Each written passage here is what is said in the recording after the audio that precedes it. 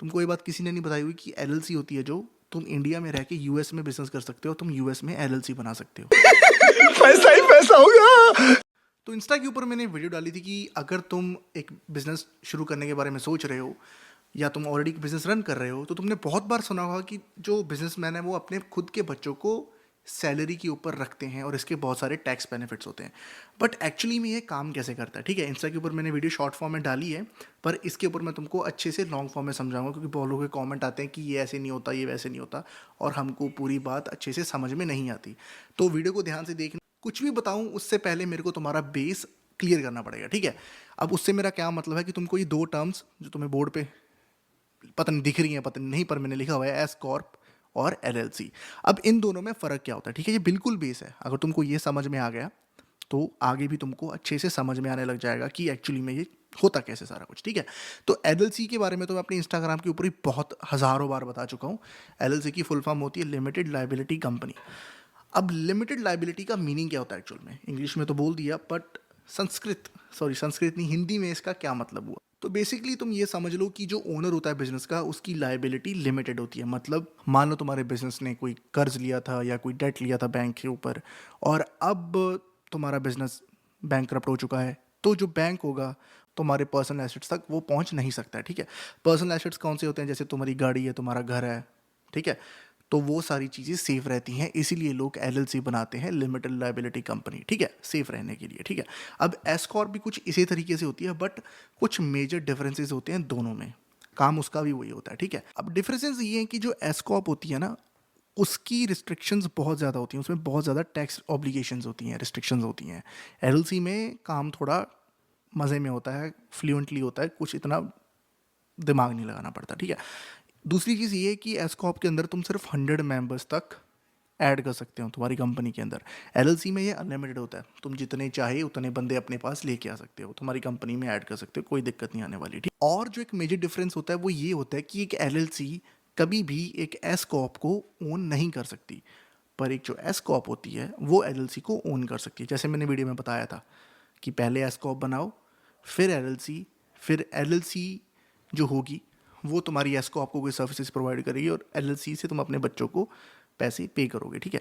तो मैं अभी सुनने में थोड़ा काफ़ी कॉम्प्लेक्स लग रहा होगा, बट ट्रस्ट मी, जुड़े रहो, तुमको इजीली सारा कुछ समझ आएगा। एक और जो चीज़ है, जो एस कॉप होती है ना, उसके अंदर सिर्फ यूएस रेजिडेंट्स या यूएस सिटीजन्स ही ऐड हो सकते हैं।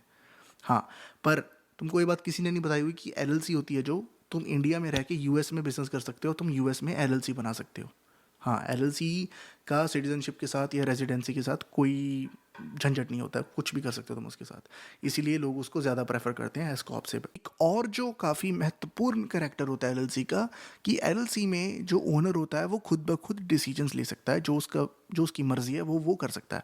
बट एस कॉप में क्या होता है, ये सब एलएलसी में होता है। एस कॉप में तुमको मैंने बोला कि काफ़ी ज़्यादा कॉम्प्लेक्स होता है, तुमको एक बोर्ड ऑफ डायरेक्टर्स की मीटिंग बैठानी पड़ती है, उसके बाद वोटिंग होती है वगैरह, बहुत झंझट है, ठीक है। इसलिए नए बिजनेस के लिए तो अच्छा है कि तुम एलएलसी ही खोल लो, एस कॉप की तरफ देखो भी मत। बट बताया मैंने जैसे कि तुम्हारी कंपनी ग्रो हो चुकी है, तुम पैसे कमा रहे हो, अब तुम्हें टैक्स बचाना है एक तरीके से, और तुम्हारे बच्चों को भी पे करना है। उससे क्या होगा, तुम्हारी बच्चों की क्रेडिट हिस्ट्री या फिर इंडिया में जिसको सिविल स्कोर बोलते हैं, वो तुम बढ़ा सकते हो बड़ी छोटी चीज़ से, ठीक है। अब देखो तुम्हें करना क्या है, सबसे पहले तो तुम्हारी कंपनी होनी चाहिए, पैसे बनने चाहिए, ठीक है। उसके बाद तुम्हें क्या करना है, उसके बाद तुम्हें एक एलएलसी बनानी है, ठीक है। अब एलएलसी क्यों बनानी है मैं तुम्हें बताता हूँ। अगर तुम डायरेक्टली एस कॉप से अपने बच्चों को पे करोगे, ठीक है, तो जो बच्चों को सैलरी मिलेगी उसके ऊपर उनको टैक्स भरना पड़ेगा। एलएलसी में ऐसा नहीं होता है, एलएलसी में बहुत इजी होता है। तो एलएलसी बनाओ, ठीक है। अब उस एलएलसी को यूज़ करो अपनी ही कंपनी को सर्विसेज प्रोवाइड करने के लिए, पेपर्स में लोचा करना है बस, ठीक है। कौन सी सर्विसेज हो सकती हैं, फॉर एग्जांपल मैंने एक दुकान खोली मिठाई की, ठीक है, और वो मैंने खोली एस कॉप के द्वारा, ठीक है। उसके बाद मैंने एक और कंपनी खोली एलएलसी करके, ठीक है। अब वो एलएलसी क्या कर रही है, वो एलएलसी सिक्योरिटी प्रोवाइड करती है मेरी मिठाई की दुकान को रात को। फिर से सब पेपर्स में करना है, ठीक है। अब तुमने पेपर्स में शो कर दी कि ठीक है ये सर्विसेज प्रोवाइड हो रही हैं।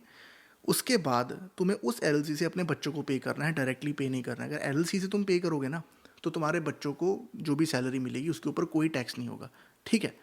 अब तुम बोलोगे कि भाई इतना झंझट करना ही क्यों है। देखो यार, जब तुम एक लेवल पे पहुंच जाते हो ना, तो तुम्हें होता है कि कहीं से भी पैसे बचे, कहीं से भी टैक्सेस बचे, मैं बचाऊं। अगर तुम्हारे 3 बच्चे हैं तो तुम उनको $15,000 तक की मैक्सिमम सैलरी दे सकते हो 1 साल के लिए। उसके बाद भी दे सकते हो, बट उसके बाद एलएलसी से भी टैक्स लगना शुरू हो जाएगा। एस्कॉप से तो पहले से ही लग रहा था, ठीक है। एलएलसी में तुम $15,000 1 साल का, तब तक तुम्हें तुम्हारे बच्चों को कोई टैक्स नहीं भरना पड़ेगा, उसके बाद उनको भी टैक्स भरना पड़ेगा, ठीक है। तो तुम टेक्निकली अगर तुम्हारे 3 बचे, तुम $45,000 सेव कर सकते हो। मैंने और भी कई वीडियोस बनाई हुई हैं अपने इंस्टाग्राम के ऊपर कि तुम एलएलसी का इस्तेमाल कैसे कर सकते हो अपनी डेली लाइफ्स में, अगर तुम्हारा कोई बिजनेस है। जॉब वालों के लिए कुछ ज़्यादा नहीं होता है, उसके ऊपर मैं वीडियोस बनानी शुरू करूँगा। मेरे को ज़रूर बताना कि तुमको वीडियो कैसी लगी। अब एस कॉप की फुल फॉर्म होती है स्मॉल बिजनेस कॉरपोरेशन।